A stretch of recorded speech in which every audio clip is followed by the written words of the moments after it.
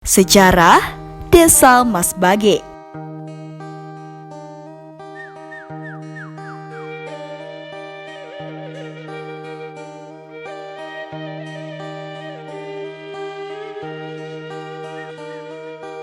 Banyak yang bertanya dengan sejarah desanya dan tidak sedikit yang merequest khusus agar diulas tentang keberadaan desanya masing-masing.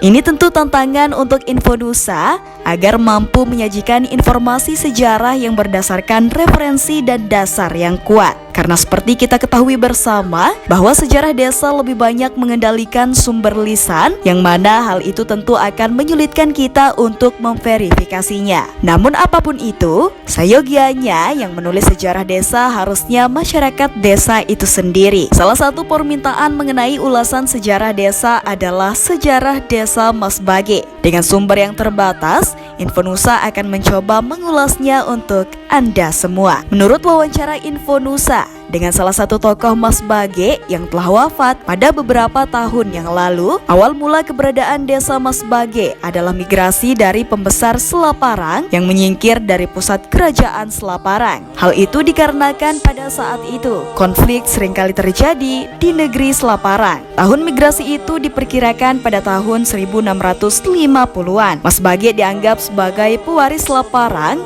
yang masih menerapkan tradisi dan budaya Selaparang. Hal ini sesuai dengan pendapat Dr. Andus Ateo yang terdapat dalam bukunya yang berjudul Lombok and Dialect Geography Study, yang menyebut jika Mas Bage adalah desa besar yang penduduknya berasal dari Selaparang. Dr. Ateo sendiri datang ke Mas Bage dan desa lainnya di Lombok pada tahun 1958. Ia datang dengan tujuan meneliti dialek dan bahasa yang ada di Lombok. Referensi tertulis tentang sejarah desa Mas Bage mulai banyak ditemukan ketika Mas Bage memasuki abad ke-19 awal, terutama keterlibatan beberapa pemimpinnya dalam melawan kekuasaan Mataram Lombok, sebuah kerajaan bercorak Hindu yang menguasai hampir seluruh pulau Lombok. Salah satu referensi itu adalah buku karya Alfons van der Kraan yang berjudul Lombok, Penaklukan, Penjajahan, dan Keterbelakangan. Adalah Raden Melayu Kusuma yang disebut-sebut sebagai pemimpin Mas Bage. Ia bersama dengan beberapa pemimpin Sasak lainnya seperti Raden Ratmawa dari Rarang, Mami Mustiaji dari Kopang, Mami Bangkol dari Praya, Mami Nursasi dari Sakra, Jerogi Nawang dari Batu Kliang, dan Raden Wiranom dari Pringgabaya. Raden Melayu Kusuma mulai terlibat perseteruan dengan Raja Mataram Lombok. Akibat dari perlawanan terhadap Raja Mataram Lombok, Mas Bage pada tanggal 2 Juni 1893 mulai diserang Mataram. Alasannya menyerang Mas Bage saat itu adalah karena Mataram menganggap Mas Bage sebagai daerah yang sangat penting. Jika Mas Bage berhasil dikalahkan, maka jalan untuk menyerang wilayah Sasak lainnya seperti Sakra, Jerowaru, dan Pringgabaya akan terbuka lebar.